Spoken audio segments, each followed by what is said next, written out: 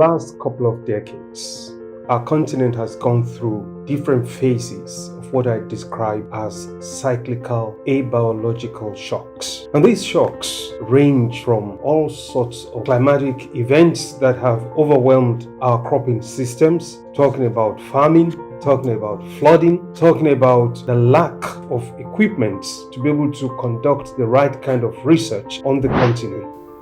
Southern Africa is one of the unfortunate regions in the world. This is a region where 70% or more of the people depend on agriculture for direct livelihoods, for food security, as well as for income. So when you have such a huge problem with climate change and the effects that it's having on production, it becomes a source of worry for the governments as well as the communities. Food and nutrition security remain the key priority that African government have to tackle. There are currently studies that show that the demand for both fresh and processed food will keep rising to the extent that the total retail value of food product shall increase up to 400% between 2010 and 2030. We had a meeting and we came up with the idea of having a Science for Agriculture consortium that will bring CORAF, Asareka for Eastern and Central Africa, and CAADP from Southern Africa, together with FARA and AFAS to form one unique platform that will be advocating for resources, for research, development, and extension.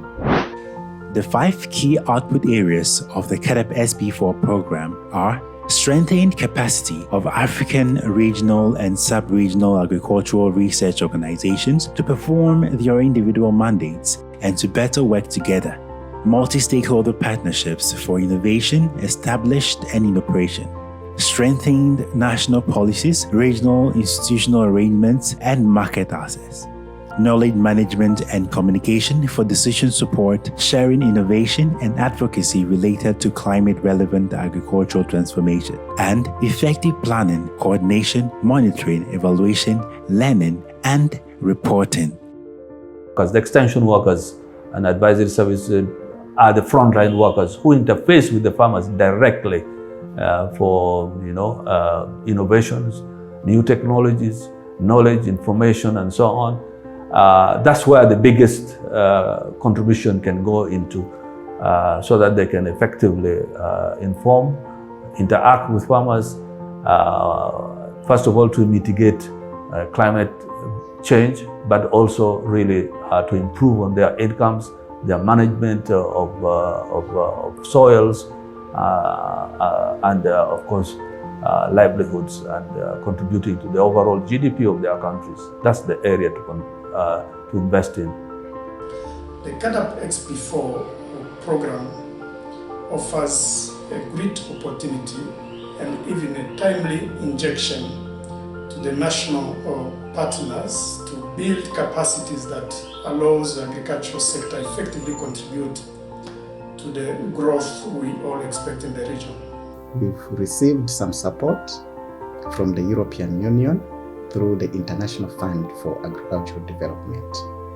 All these problems we've seen will be attended to through this project. And I would like to thank the European Union for this support that has been given to the region. There is also the common saying that when you are many, you are stronger than when you are alone. So working together, it may slow down some of us, or some might think that they are being slowed down. But in the end, I believe that moving together takes us very far together.